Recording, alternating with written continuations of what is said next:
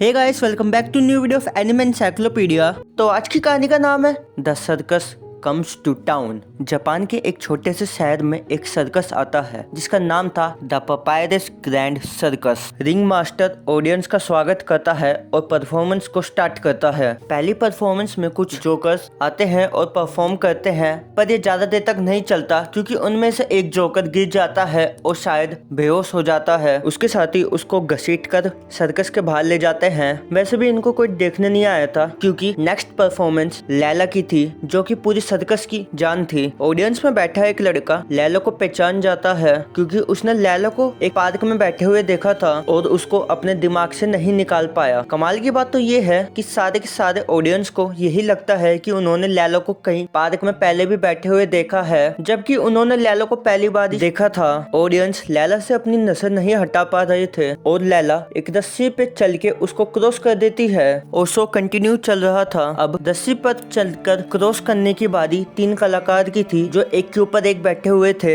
लेकिन इन सब के लिए कोई सेफ्टी हार्नेस नहीं थी, तो वो लोग कुछ कदम चलकर डगमगा जाते हैं और नीचे गिर जाते हैं। फिर 2 जोकर आकर उन तीनों की लाशों को बाहर निकालते हैं। फिर एक और कलाकार आता है जो अपना नाम जो बताता है। वो चाकू से निशाना लगाने में माहिर था। एक आदमी को तैयार करके भेजा गया जो कि जो का टारगेट है। जो सारे निशाने सही लगाता है वो सर्कस का अभी तक का सबसे बढ़िया कलाबाज बन जाता है। वो रिंग मास्टर से पूछता है कि क्या अब मैं लैला से शादी कर सकता हूँ, लेकिन मास्टर बोलता है कि तुम्हारे पास अभी भी कुछ चाकू है जिनको तुम्हें फेंकना है। जो जोश में आकर उन चाकू को फेंकता है, पर एक चाकू किसी और डायरेक्शन में चला जाता है। फिर वो दूसरे चाकू को फेंकता है, पर वो चाकू उस टारगेट के छाती में लग जाता है जिससे वो टारगेट मर जाता है। ये सब होने के बावजूद भी जो हार मानने के लिए तैयार नहीं था, वो किसी भी कीमत में लैला से शादी करना चाहता था और अपने आप को साबित करने के लिए वो एक नई ट्रिक बनाता है जिसमें वो अपने आप को निशाना मारेगा। वो जमीन पर लेट जाता है और आसमान में चाकू फेंकता है। वो चाकू ठीक उसके चेहरे के बगल में गिरता है और वो बच जाता है, तो शो कंटिन्यू रहता है। और वो दूसरा चाकू फेंकता है, लेकिन इस बार वो चाकू उसके सीने में लग जाता है। बाकियों की तरह उसकी भी मौत हो जाती है। अगला कलाकार आता है जो आग से कलाबाजी करता है, लेकिन वो उस आग में खुद ही जल जाता है और मर जाता है। और अगला जो शेरों के साथ कलाबाजी करता है उसको तो शेर ही खा जाता है। एक के बाद एक भयानक मौत देखने के बाद दर्शक घबरा जाते हैं, लेकिन शो नहीं रुकता, शो कंटिन्यू रहता है। आखिरी परफॉर्मेंस के लिए मेरियल आता है। वो इस सर्कस का सबसे नया कलाकार था। लैला उससे सर्कस से निकल जाने के लिए भीख मांगती है क्योंकि वो बाकियों की तरह भी मर जाएगा, और वो ये भी बता देती है कि ये रिंग मास्टर इंसान नहीं है, ये एक डीमन है। इसका काम है शो दिखाना, लोगों को अट्रैक्ट करना और कलाकारों की सोल्स कलेक्ट करना। लैला बाकियों की तरह उसका भी ऐसा हाल होते हुए नहीं देखना चाहती। इन सारी वार्निंग्स को इग्नोर करके वो अपना शो स्टार्ट कर देता है। वो छलांग लगाता है और आई रहा होता है, लेकिन अचानक से उसकी रस्सी टूट जाती है और वो जमीन पर गिर जाता है और एक झटके में उसका शरीर टूट जाता है। रिंग मास्टर रोते रोते बोलता है कि आज बहुत सारे हादसे हुए हैं, और वो लोगों से पूछता है कि कौन बहादुर मेरे सर्कस को ज्वाइन करना चाहता है। उनमें से जो भी सबसे बड़ा कलाकार बनेगा वो लैला से शादी कर सकता है। जोकर नीचे से लैला को आवाज देता है और कहता है कि तुम मेरे साथ इस जगह से भाग जाओ, लेकिन इससे पहले लैला कुछ जवाब दे पाती, वो चाकू जो उस कलाकार ने पहले फेंका था वो नीचे गिर के जोकर की जान ले लेता है। तो आज की कहानी होती है यहाँ पर एंड। ऐसे ही और वीडियो के लिए चैनल को सब्सक्राइब कर दो। तब तक के लिए सायोनारा।